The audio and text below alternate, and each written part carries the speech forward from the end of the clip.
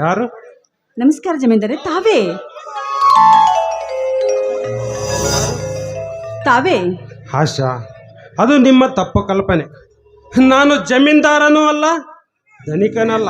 ನಾನೊಬ್ಬ ಜಮೀನ್ದಾರ ಸಾಕಿದ ಅನಾಥ. ಅಂತ ಮಾತೇಕೆ ರವಿ? ನೋಡಿ, ಸಿರಿ ಸಂಪತ್ತಿನ ಅರಸರು ತಾವು.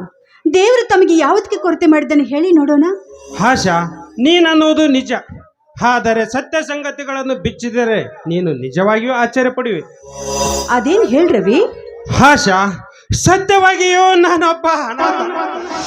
ಸುಖವನಿರುವಾಗಲೇ ನನ್ನ ಎತ್ತವರ ತೀರಿ ಮಗುವಾಗಿದ್ದ ನಾನು ಮನೆ ಮನೆ ತಿರುದುಂಡುವುದನ್ನು ಕಂಡು ಕರುಣೆಯಿಂದ ದಯಾನಂದನ ತಾಯಿಯವರು ಸಾಕಿ ಸಲಹಿದರು. ತನ್ನ ಒಡ ಹುಟ್ಟಿದ ಸೋದರನಿಗಿಂತಲೂ ಹೆಚ್ಚಾಗಿ ನೋಡುತ್ತಿದ್ದಾನೆ ಆ ಪರೋಪಕಾರಿ ದಯಾನಿಧಿ ದಯಾನಂದ. ಈಗಲಾದರೂ ಅರ್ಥವಾಯ್ತಲ್ಲ ನನ್ನ ಇತಿಹಾಸ. ಆದರೂ ತಾವು ಭಾಗ್ಯವಂತರೆ. ತಮ್ಮಂತ ವಿಶಾಲ ಹೃದಯದ ಮಾನವರು ವಿರಳ ಈ ಕಾಲದಲ್ಲಿ. ಆಶಾ, ನೀನು ತಪ್ಪು ಭಾವಿಸದಿದ್ದರೆ ನಿನ್ನೊಂದೊಂದು ಮಾತು ಕೇಳಬೇಕೆಂದಿರುವ ಆಶಾ. ಹೇಳ್ರವಿ. ಹೂ ಮತ್ತ ಆಶಾ, ಹೋಗಲಿ ಬಿಡು. ಹೀಗೇಕೆ ಮಾತು? ಯಾಕೆ ಸಂಕೋಚವಾಗ್ತಾ ಇದ್ಯಾ? ಮತ್ತೆ ನೀನು ನನ್ನನ್ನು ಅನ್ಯತಾ ಭಾವಿಸಬಾರದು. ಇಲ್ಲ, ತಪ್ಪಾಗಿ ಭಾವಿಸೋದಿಲ್ಲ.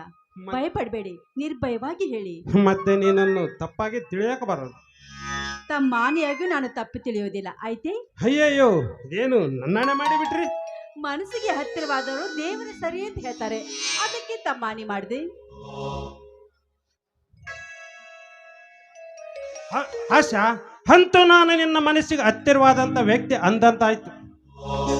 ಆಶಾ, ಮನುಷ್ಯ ತನ್ನ ಮನದಲ್ಲಿ ಏನೇನು ಆಶಾ ಗೋಪುರಗಳನ್ನು ಕಟ್ಟುತ್ತಾನೆ. ಆಶಾ ಆಕಾಂಕ್ಷೆಗಳ ದೊಡ್ಡವರನ್ನೇ ಒತ್ತಿರುತ್ತಾನೆ, ಅಲ್ಲವೇ ಆಶಾ? ಕರೆಕ್ಟ್ ತಮ್ಮ ಮಾತು. ಹಾಗೇನಾದರೂ ನಿನಗೂ ಆಶಾಕಾಂಕ್ಷೆಗಳಿರಬಹುದಲ್ಲ?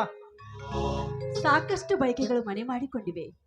ಬಡವರ ಬಯಕೆ ಚಿಗುರುವಾಗ್ಲೇ ಬಾಡಿ ಬಸವಳಿದು ಬೆಂದು ನೊಂದು ಹೋಗೋದ್ರಲ್ಲಿ ಯಾವ ಸಂದೇಹವೂ ಇಲ್ಲ. ನಮ್ಮ ಬಯಕೆ ಬಳಿಗೆ ನನ್ನಂತವರು ಪವಿತ್ರತೆಗೆ ನೀರೆರೆದು ಬೆಳೆಸಲು ಸಿದ್ಧವಾದರೆ ನನ್ನಂತ ಭಾಗ್ಯವತಿ ಬೇರೆ ಯಾರು ಇಲ್ಲ ಅಂತ ಭಾವಿಸಿದೆ.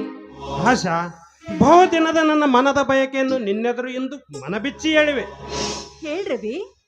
ಆಶಾ, ಅನಾಥ ನಾನು ಪರಾಶ್ರಯದಲ್ಲಿ ಅರಸನಂತೆ ಬಾಳುತ್ತಿರುವೆ. ರವಿ, ಮತ್ತೇಕೆ ಅನಾಥ ಎಂಬ ಮಾತು? ನೇರ ವಿಷಯಕ್ಕೆ ಬನ್ನಿ.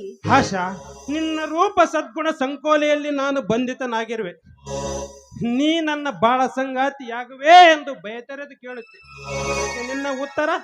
ರವಿ, ಬಳ್ಳಿ ಒಂದು ಮರಕ್ಕೆ ಹಬ್ಬುವುದು ಸಹಜ. ಆದರೆ ಎಂಬ ಆತಂಕ ಬೇಕೆ ಆಶಾ? ಹಾಗಲ್ಲ, ನಮ್ಮ ಪ್ರೀತಿಗೆ ನಿಮ್ಮ ಮನೆಯವರು ಒಪ್ಪಬೇಕಲ್ಲ. ಆಶಾ, ದಯಸಾಗರನಾದ ನನ್ನಣ್ಣನಿಗೆ ಈ ವಿಷಯ ತಿಳಿದ ತಕ್ಷಣ ಊರಿಗೆಲ್ಲ ಸಿಹಿ ಹಂಚುತ್ತಾನೆ. ನೋಡ್ರವಿ, ನಾನೊಬ್ಬಳು ನಿರ್ವತ ಶಿಕ್ಷಕನ ಮಗಳು. ನಮ್ಮ ಆರ್ಥಿಕ ಪರಿಸ್ಥಿತಿ ಅಂತೂ ತಮಗೆ ಗೊತ್ತಿದ್ದ ವಿಷಯವೇ. ಆದ್ರೂ ತಾವು ಕೂಡ ಈ ಬಡವಿಯ ಬಾಳ ಬಳಿಗೆ ಆಶ್ರಯದ ಮರವಾಗಿ ನಿಲ್ಲಲು ಮನಸ್ಸು ಮಾಡಿರುವಿರಿ ಎಂದಾಗ ಮುಂದೆ ಇದರಿಂದ ತೊಂದರೆ ಆಗ್ಬಹುದೇನೋ ಅಂತ ನನ್ನ ವಿಚಾರ. ಆಶಾ, ಚಿಂತಿಸುವೆ ಆಶಾ, ಚಿಂತಿಸದಿರು. ನಮ್ಮ ಮದುವೆಗೆ ನನ್ನಣ್ಣ ನಗು ನಗುತ್ತಾ ಒಪ್ಪುತ್ತಾನೆ. ಅಲ್ಲದೆ ನಿನ್ನಂತ ಸುಶಲೆ ನಮ್ಮ ಮನೆಗೆ ಸೊಸೆಯಾಗಿ ಬರುತ್ತಾಳೆ ಅಂದರೆ ಸಂತೋಷದಿಂದ ಸ್ವಾಗತ ಬಯಸುತ್ತಾಳೆ. ಹಾಗಾದ್ರೆ ನನ್ನಂತ ಭಾಗ್ಯವತಿ ಬೇರೆ ಯಾರೂ ಇಲ್ಲ. ಆಶಾ, ನೀ ನನ್ನ ಬಾಳ ಭಾಗ್ಯದೇವಿಯಾಗಿ ಬಂದರೆ ನಾನೇ ಪುಣ್ಯ ಪುರುಷ. ಸಾಕು ನಿಮ್ಮ ಹೊಗಳಿಕೆಗಳು. ಆಶಾ, ಮನದನ್ನೆಯಾಗುವ ಈ ನನ್ನ ಮಲ್ಲಿಗೆಯನ್ನು ಹೊಗಳದೆ ಮತ್ತಾರನ್ನು ಹೊಗಳಲಿ ಆಶಾ ದೇವಿಯವರೇ?